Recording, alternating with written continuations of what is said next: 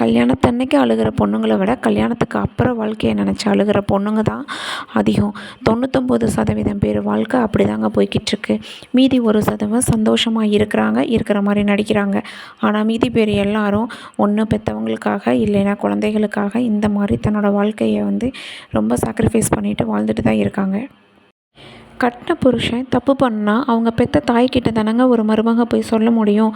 அப்படி சொல்லும்போது ஒன்று அவங்க கண்டிக்கணும், இல்லை அப்படின்னா 2 பேர்த்தையும் கூப்பிட்டு வச்சு என்ன பிரச்சனைன்னு கேட்டு சமாதானப்படுத்தணும். ஆனால் இங்கே ஒருத்தவங்க இருக்காங்களே சாமி, ஒரு பிரச்சனை இந்த மாதிரி உங்கள் பையன் இப்படி பண்ணுறாங்கன்னு சொல்லும்போது, என் பையனை நீ குறை சொல்கிறதுக்கு நீ யார்?